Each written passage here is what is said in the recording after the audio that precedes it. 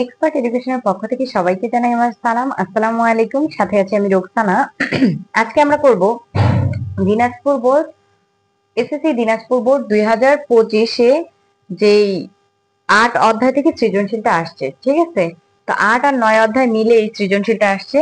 আমরা এখানে এখন এটা সমাধান করব। তো দেখো গ নাম্বারে আমাদের কি বলছে। ঘ নম্বরে বলছে যে 1 নং চিত্র হতে ভিন্ন মাধ্যমের প্রতিসরাঙ্ক নির্ণয় করো। আমাদের এটা ছিল বায়ু মাধ্যম, এটা ধরি যে এটা 1 নাম্বার মাধ্যম, আর এটা 2 নাম্বার মাধ্যম যদি আমরা ধরে নিই যে এটা 1 নাম্বার মাধ্যম আর এটা 2 নাম্বার মাধ্যম। তাহলে দেখো আমাদের 1 নাম্বার মাধ্যমটা ছিল বায়ু মাধ্যম আর 2 নাম্বার মাধ্যমটা ছিল ভিন্ন মাধ্যম। আমাদের যেহেতু তীর চিহ্ন এই দিকে দেওয়া আছে, তার মানে এটা হলো আমাদের আপতন কোণ, আর যেহেতু তীর চিহ্নটা এইদিকে আসছে এটা হলো প্রতিসরণ কোণ, তাই তো? তাহলে এখন আমরা কি বের করব? প্রতিসরণাঙ্ক বের করব ভিন্ন মাধ্যমের। বায়ু মাধ্যমের প্রতিসরণাঙ্ক তো আমাদের মুখস্থ। তাহলে আমি বলছিলাম যে ফিজিক্সের ম্যাথ গুলার ক্ষেত্রে তোমরা এখানে লিখে আগে ইনফরমেশন গুলা লিখে নিবা যে এখানে কি কি জানো। এখানে দেখো আমরা কি জানি যে বায়ু মাধ্যমে যদি এটাকে আমরা μ1 ধরি তাহলে আমাদের কত? আমরা জানি 1.003, যেটাকে আমরা 1ই ধরতে পারি, ঠিক আছে? আমরা 1ই কিন্তু ধরি এটাকে। তারপর দেখো θ1 সমান কত? 45 ডিগ্রি। তারপরে আমাদের μ2 সমান আমরা কি এটা বের করব, θ2 সমান আমাদের কত? 30 ডিগ্রি, তাই তো? এবার আমরা জানি, আমরা কি জানি? আমরা যেহেতু μ2টা বের করব, আমরা জানি μ1 sin θ1 equals to μ2 sin θ2। তাহলে এইটাকে আমরা এইদিকে রেখে বাকি সবকিছুকে এদিকে নিয়ে আসবো। যেহেতু আমরা μ2 বের করব, তাহলে μ1 sin θ1 by sin θ2 equals to কত? μ2। তাহলে দেখো আমাদের এই মানগুলো, এটা কত? 1.003। তোমরা কিন্তু এটাকে 1 ধরেও করতে পারবে, 1 ধরে করলেও সেম মান আসবে একদম। এটা 1 এর চেয়ে খুবই সামান্য বড়। শূন্য মাধ্যমে আমরা 1 ধরি আর বায়ু মাধ্যমে 1.0003 ধরি। তো এটাকে আমরা 1 ধরে কিন্তু সবসময় করি, তারপরেও আমি অ্যাকুরেট মানটা ধরে করছি। সাইন কত? 45 ডিগ্রি বাই সাইন θ2 মান কত? 30 ডিগ্রি ইকুয়ালস টু কত? μ2। তাহলে আমরা যদি এই মানটা বের করি আমাদের কত আসবে?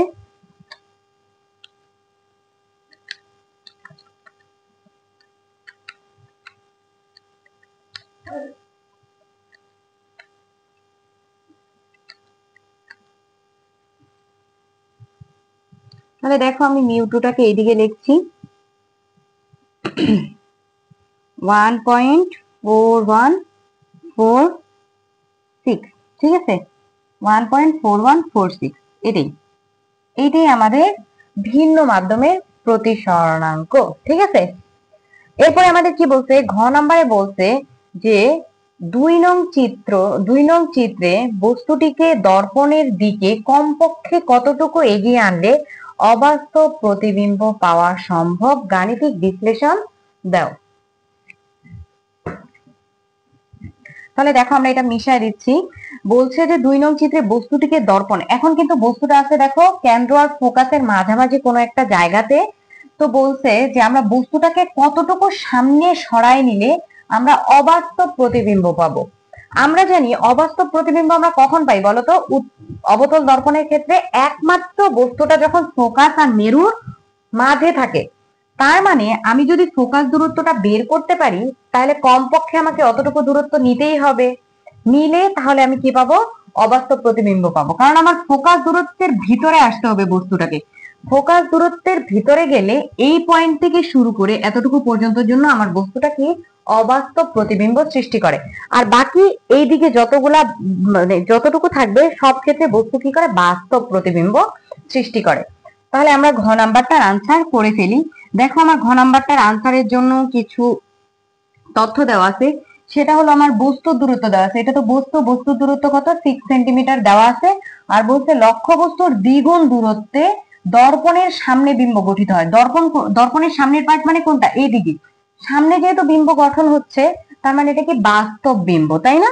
তাহলে আমরা ঘ নাম্বারটা যদি করি, দেখো আমরা এখানে লিখি যে এখানে আমরা কি কি জানি। এখানে ইউ ইকুয়ালস টু কত 6 সেন্টিমিটার, ভি ইকুয়ালস টু কত হবে বলছে লক্ষ্যবস্তুর দ্বিগুণ দূরত্বে দর্পণের সামনে বিম্ব গঠিত হয়। দ্বিগুণ দূরত্ব মানে কত হবে 12 সেন্টিমিটার, তাহলে ভিটা। ঠিক আছে, তাহলে আমরা এফটা এখান থেকে বের করে নিতে পারবো। F equals to what, focus দূরত্বটা পেয়ে গেলেই কিন্তু হয়ে গেল, কারণ ফোকাস দূরত্বের থেকে ভিতরে নিলেই আমার কি অবাস্তব বিম্ব পাওয়া যাবে।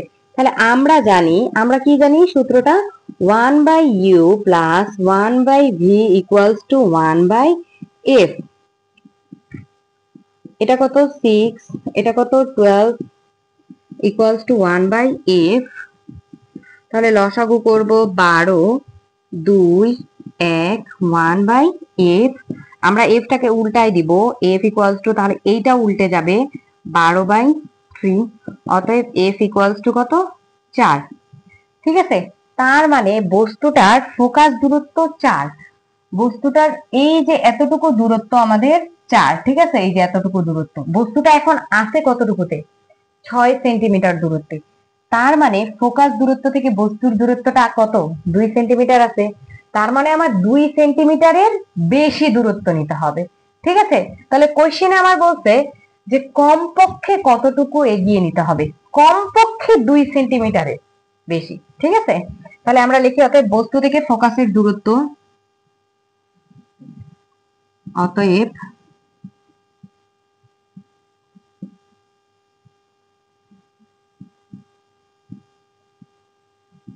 ফোকাস বিন্দুর দূরত্ব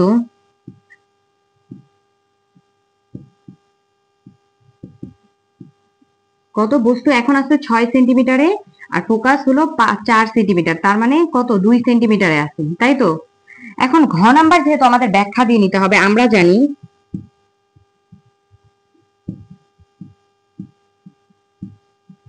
অবতল দর্পণের ক্ষেত্রে কি হয়, ফোকাসের এবং মেরুর মাঝে বস্তু অবস্থান করলে অবাস্তব বিম্ব গঠিত হয়। আমরা জানি অবতল দর্পণে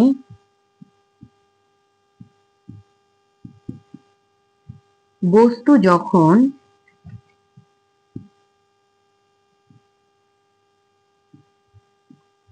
ফোকাস ও মেরুর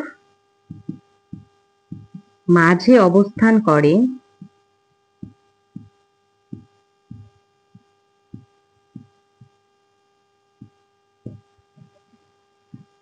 তখন অবাস্তব বিম্ব গঠিত হয়। বিম্ব গঠিত হয়। সুতরাং বস্তুকে কি ফোকাস ও মেরুর মাঝে নেওয়ার জন্য আমাদের কি কমপক্ষে 2 সেন্টিমিটারের বেশি নিতে হবে। 2 সেন্টিমিটারের চেয়ে কিঞ্চিত হলেও তো বেশি নিতে হবে নাকি, কারণ ফোকাসে হলে তো অসীমে হয়ে যাবে। তার মানে 2 সেন্টিমিটার যদি সরাও তাহলে কিন্তু বস্তুটা ফোকাসে পড়ে, ফোকাসে পড়া যাবে না, ফোকাসের একটু হলেও ভিতরে যাইতে হবে। তার মানে আমাকে 2 সেন্টিমিটারের একটু হলেও বেশি সরাইতে হবে। তাহলে এই কথাটাই এখানে বলতে হবে। সুতরাং বস্তুটিকে ফোকাস ও মেরুর মাঝে স্থাপনের জন্য, ফোকাস ও মেরুর মাঝে স্থাপনের জন্য, ফোকাস ও মেরুর মাঝে স্থাপন এর জন্য কমপক্ষে 2 সেন্টিমিটারের বেশি সামনে এগিয়ে নিয়ে যেতে হবে। কমপক্ষে 2 সেমি এর বেশি, আর বেশি সামনে নিলে তো কোনো কথাই নেই, 4 সেন্টিমিটার 5 সেন্টিমিটার যত সামনে নিবা তত কি, যত দর্পণের আগে আসবে তত ভালো। ঠিক আছে, 2 সেন্টিমিটার, কমপক্ষে 2 সেন্টিমিটারের বেশি নিতে হবে।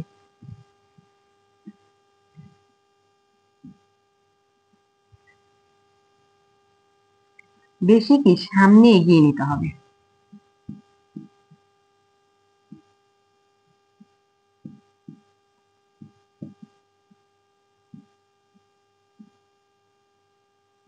ঠিক আছে, তাহলে এই ছিল আমাদের ঘ নাম্বার কোশ্চেনের আনসার। ধন্যবাদ সবাইকে।